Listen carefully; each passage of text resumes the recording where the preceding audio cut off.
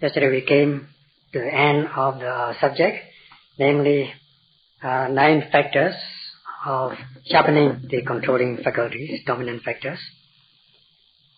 And if the yogis have practiced for some time, for a few days, and if they're not able to experience the progress in their practice, seeing the Dhamma nature, or they don't see the Dhamma nature at all, then they should make an examination of themselves, a self-examination, whether they need something, whether they have some shortcomings,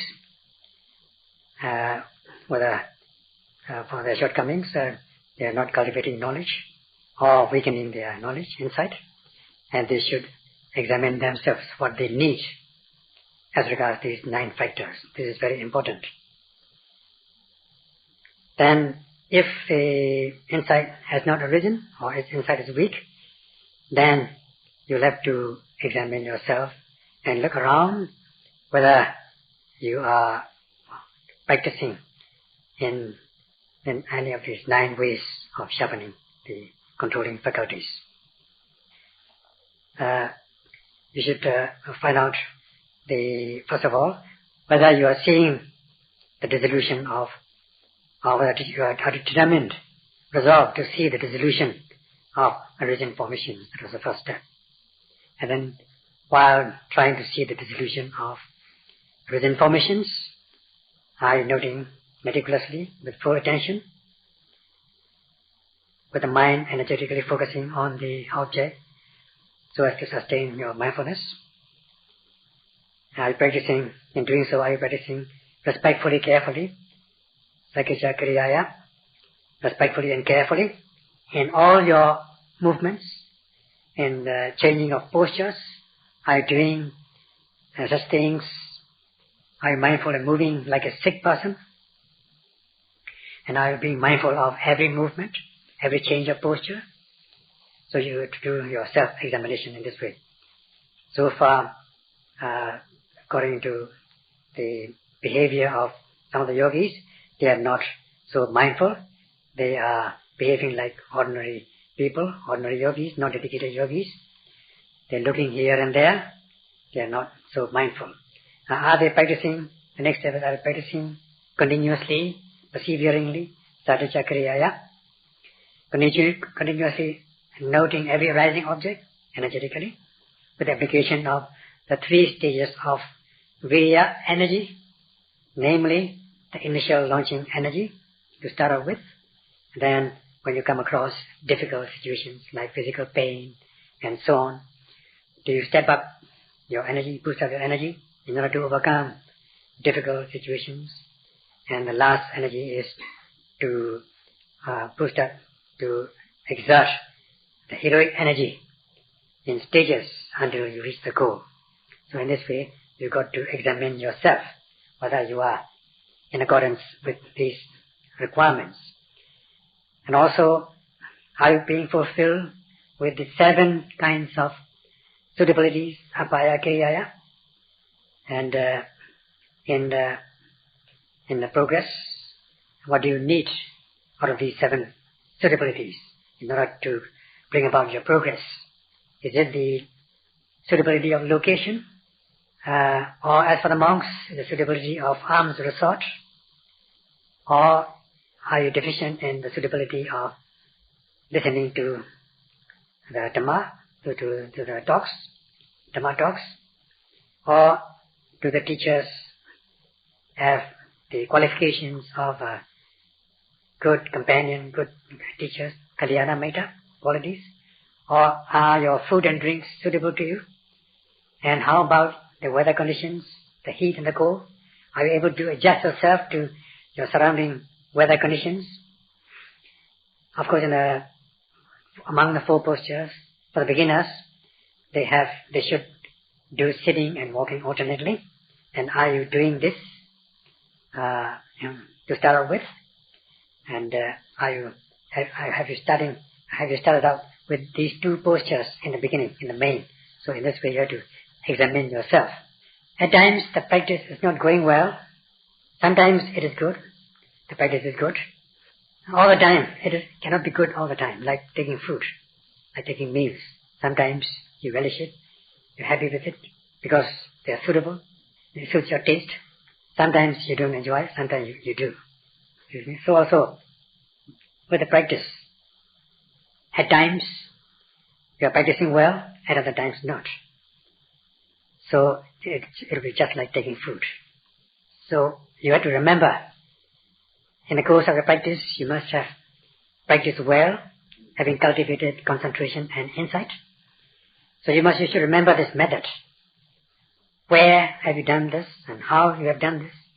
And you should bring this technique to your mind and again repeat it. Practice it so as to be able to cultivate your concentration and insight. So you should remember this. At times, the bhavana mind, bhavana citta, goes up and down. Goes up, sometimes goes down. So when you're disheartened, discouraged, your mind is not so encouraged, then you would apply certain factors of enlightenment, such as piti, passaddhi, and so on. And then you got to apply these methods. Are you being mindful attentively with meticulous attention?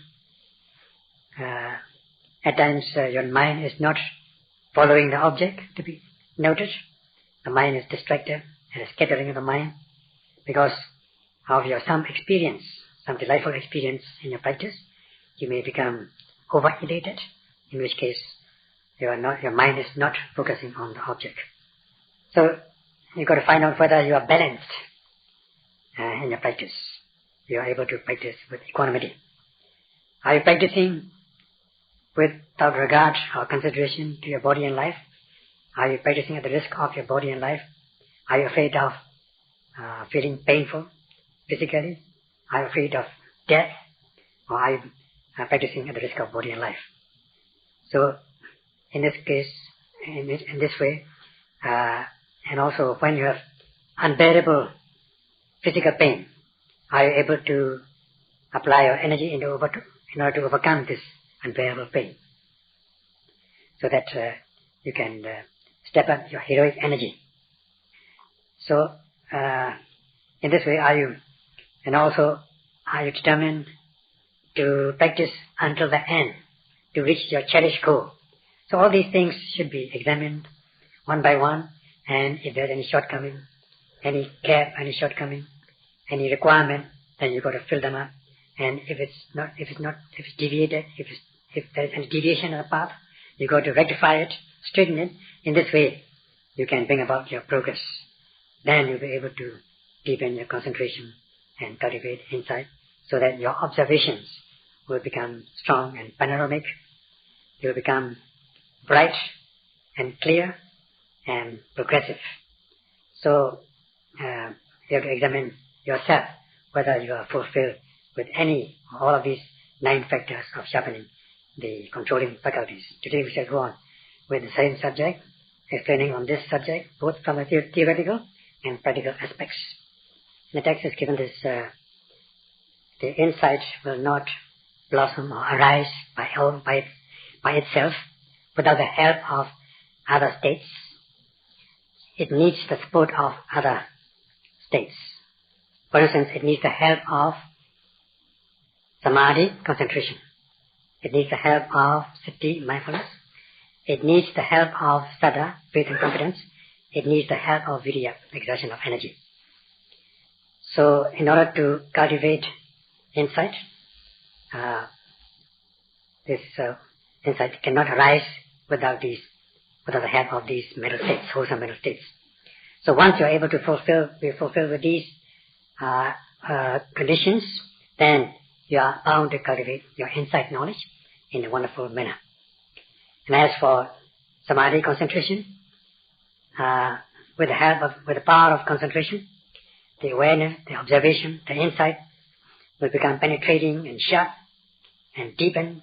It will have a deepening effect, penetrating effect, piercing effect, sharpening effect.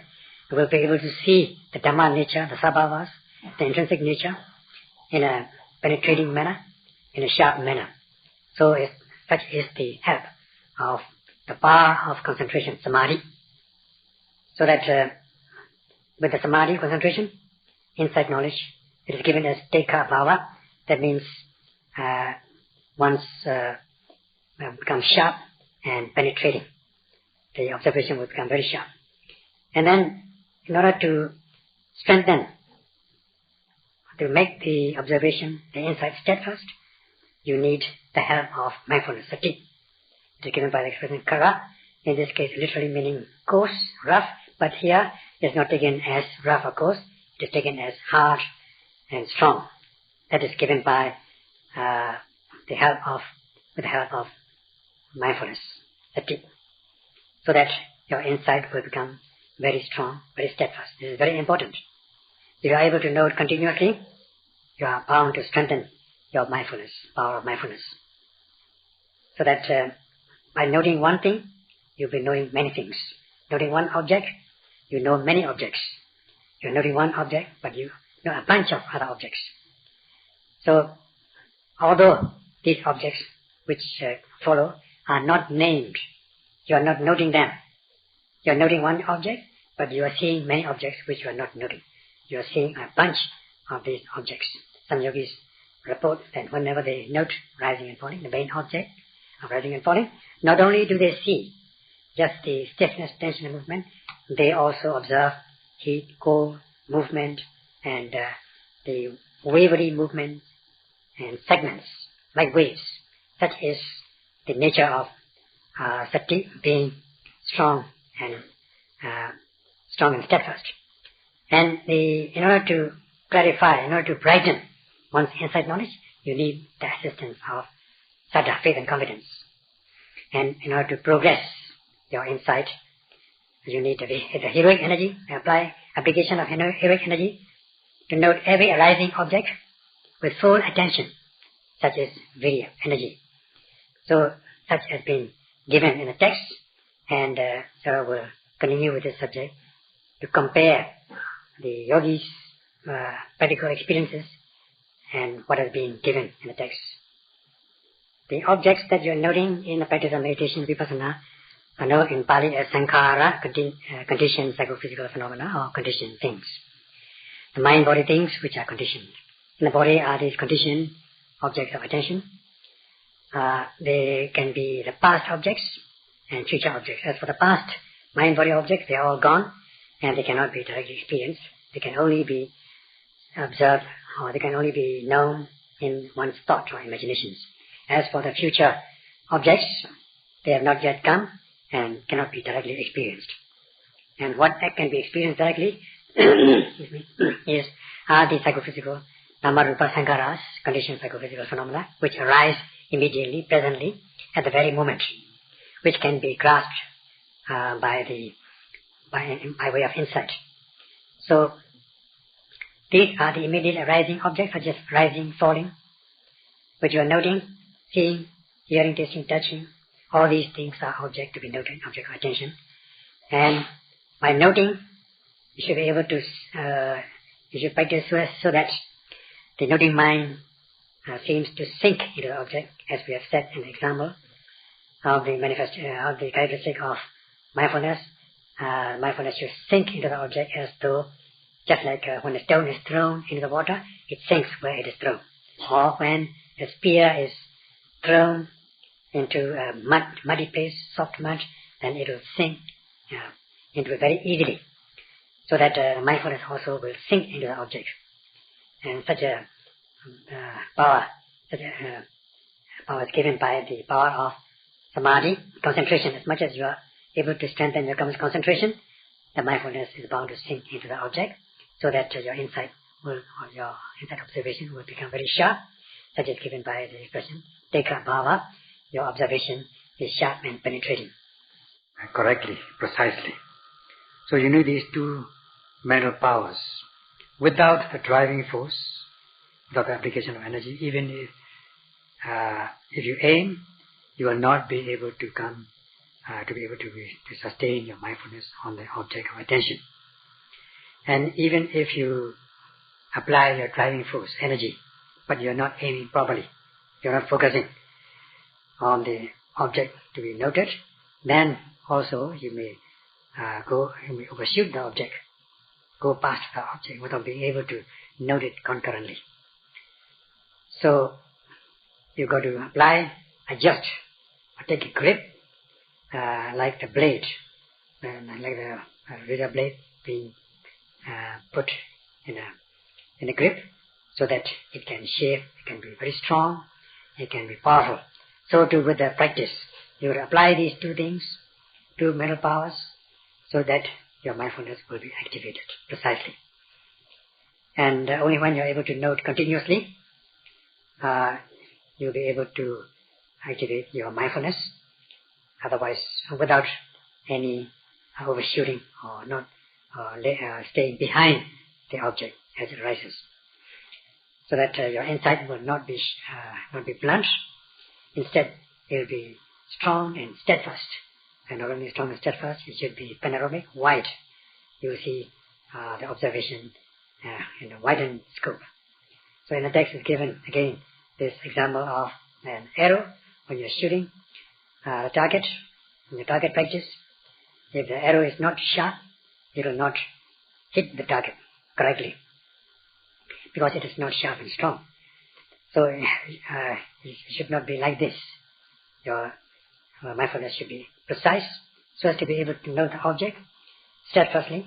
Then it will be strong and panoramic. So that with the power of mindfulness sati, your observation will become strong, steadfast, and panoramic and widened. So you will be able to activate your mindfulness meticulously and be able to widen the scope of your observation, make it steadfast, strengthen it. But sometimes it so happens that in the course of the practice, you become attached to the experience, the delightful experience of your practice in a subtle way. Now, as for the sati, mindfulness, it has this the quality of protecting manifestation, of protecting the mind from impurities. Because the mind is protected from impurities, the mind becomes secure. Because the mind is secure, it is freedom from bondage of these defilements.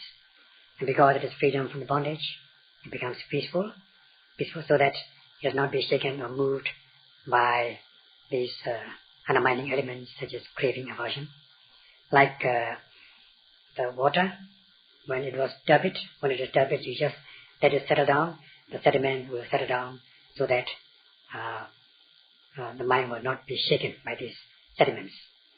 So when the mental sediments have settled down, then the mind will become clear and bright. Because when one is experiencing the Dhamma experience, good, delightful Dhamma experience, one can become attached to it, saying to oneself, and oh, how good it is, and let me enjoy it, that sort of thing. In this way, you become thoroughly attached to your Dhamma experience. Such is the turbidity. The water, clear water, becomes turbid when you shake the water. So the sediments will come up and make the water cloudy. So too with the attachment. Your attachment is an impurity, mental impurity. So with attachment, your clarity of mind becomes cloudy. So instead of noting every arising object as is given as the quality of mindfulness, one must note every arising object. Instead of doing so, you will just take it easy and not noting because of your delightful experience, you're excited with my experience, then you become attached to it. Your mind will become impure. If what you should be doing is, as the object arises, then your mindfulness must follow. As they all arise, your noting mind should follow continuously in a line. And if the Dhamma experience that comes in and you become attached to it, then this is tantamount to allowing the mental defilements to enter your stream of consciousness. So that just like when you shake the clear water, the sediments will come up and make the water turbid, cloudy. This should not let it happen in your mind. Such is the power of sada. The power of sada makes the observation clear and bright and active. This is how the sada gives assistance. even if one is able to note every mind-body object as they rise in order to widen or brighten the observation, if one is stopping in the middle, with the practice stop and go practice, sometimes practicing, sometimes stopping, sometimes not practicing, sometimes resting, instead of applying energy continuously, not being able to exert your energy in the beginning, and even if you exert your energy, you get easily exhausted. Then if you do so, instead of when you are facing the enemy, you are withdrawing from the enemy. You are running away from the enemy in a cowardly manner. You should not do that. Instead, you should be able to apply your courage every second of the time to note every arising object energetically. Then, if you are able to apply your energy, exert your energy, then this energy has the power of overcoming or getting the upper hand of defilements, which are your enemies. Even minute impurities will be overcome. You will gain the upper hand of these impurities. So in this way, your insight path will be open, and the way will be open to your insight progress, and the path of insight led by Sati Samadhi Panya, step by step towards your destination, wherever you want to go. As long as you are stepping, you are walking, you are one step nearer and nearer. You are getting nearer and nearer step by step.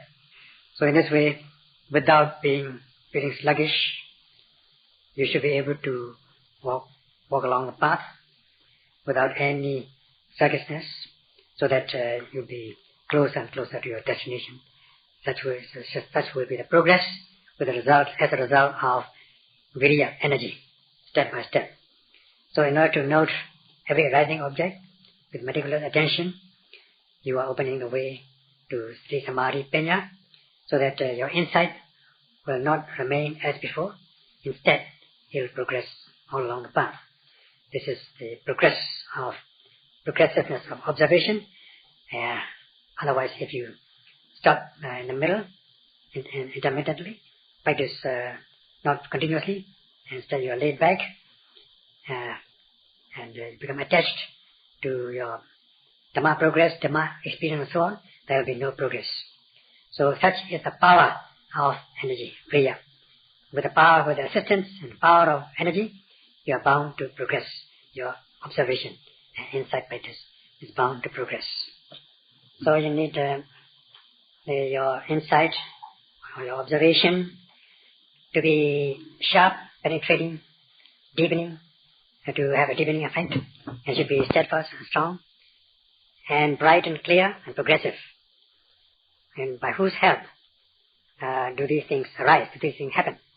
They happen as a result of for instance, in order to strengthen and sharpen your insight observation, you need the assistance of samadhi, concentration. Concentration in order to sharpen, in order to concentrate your mind with the object, so that your mind becomes one-pointed and unified. And you have to examine yourself whether you are able to do that. And if your insight observation is not steadfast, then you have to examine yourself. You have to ask yourself whether you are sustaining your mindfulness steadfastly, meticulously, as regards every arising object. Otherwise, if you are not doing so, then your observation will not be steadfast. And as regards the brightness and clarity of the observation, if you are not able to brighten or clarify your observation, then you got to ask yourself whether are you attached, or whether you are attached to any Dhamma experience, any delightful Dhamma experience. Then if your insight observation, insight knowledge is not progressive, then you got to examine yourself whether you are applying heroic energy, exertion of energy, the driving force. Is the driving force not considerable? Is it just casual driving force, or is it just a weak driving force? Then you got to ask yourself whether you are able to apply this energy. And if it's very little and in a small quantity, then you got to make it multiply. You got to use much effort. And if it's a small quantity, small in quality or quantity, then you got to enlarge it, enhance it. And if it's not mature, you got to develop it. So in this way, by fulfilling, making up the gaps and fulfilling the shortcomings. And you should be able to practice so that with this practice, may be able to cultivate your insight so that your insight will become steadfast, strong, clear, active, and progressive. That's all.